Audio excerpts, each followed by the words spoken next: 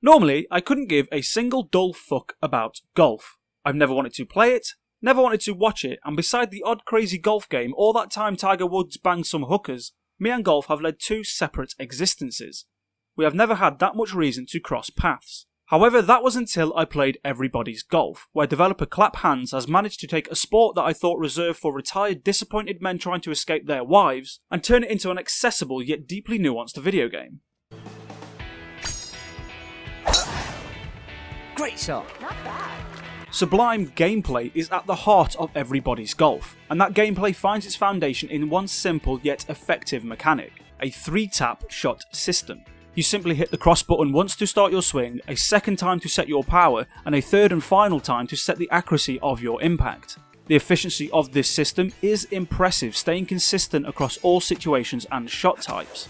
It makes the game damn easy to play through and opens it up to players across all skill levels. Now, where Everybody's Golf really comes to life though is in the systems that lie a little deeper than this pandering mechanic.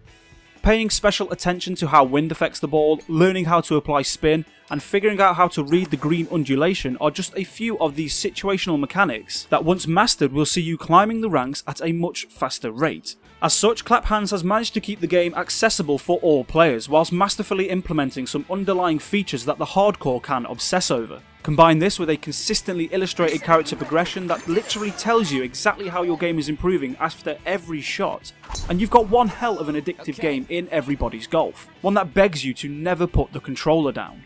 Unfortunately, these deeper additive mechanics are the source of a few noticeable issues with Everybody's Golf. It's not that they are broken or misused in any way, in fact their function is quite perfect.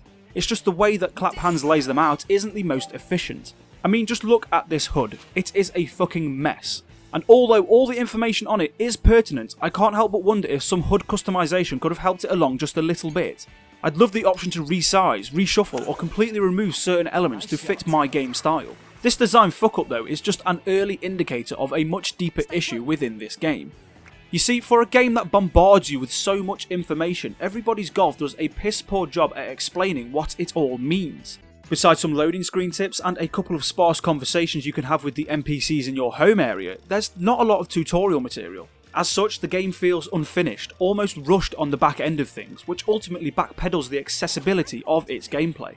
And in a game whose entire premise seems to be balanced on letting you find your playstyle and happily accommodating it, these issues seem to go against the grain of what Everybody's Golf is supposed to be about. Nice shot. Nice shot. Okay. Great. Another step. Rather disappointingly, the further you dive into Everybody's Golf and the longer you spend with the game, the more these issues become a little harder to ignore. Everything outside of the core gameplay just feels like a bit of an afterthought. The online element feels hollow, offering a single competitive game mode and an online open course that is completely barren and often runs like shit.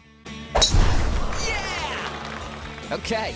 Nice one. Nice shot. The menus are cluttered, uninformative and feel completely useless. The shop is wank, full of nothing but cosmetic items and special golf balls, some of which remain a fucking mystery to me. There's no ranked matchmaking, so unless you have an aversion to going outside, you're not going to be breaking into the online leaderboards. There's no real explanation as to how the character progression actually works.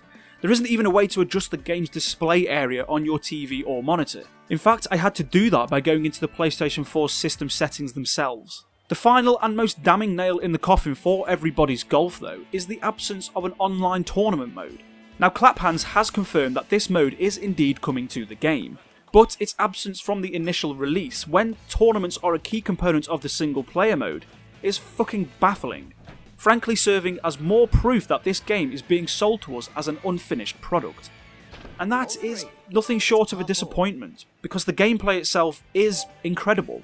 You can certainly tell where the majority share of Clap Hanz's development time was spent. Now don't get me wrong here, these problems don't completely kill off the enjoyment of the game. Everybody's Golf is still one of the standout titles of 2017 in terms of gameplay. No really, this is the most fun I've had with the game this year. It just feels like Clap Hanz didn't take everything else surrounding that gameplay as seriously, and ultimately it comes off as a bit rushed, or at its very worst, just plain lazy. Okay.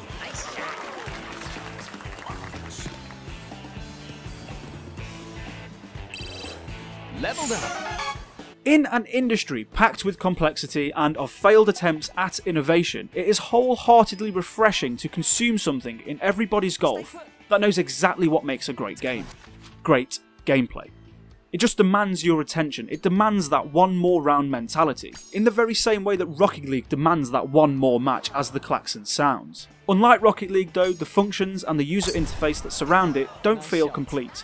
As such, the poorly designed menus, the basic missing features, the half-arsed online elements and distinct lack of tutorial material weigh the game down. And that fact is a crying shame, especially considering how close the outstanding gameplay in Everybody's Golf pulled it towards a hole-in-one. Instead, all we have now is a bit of a bogey.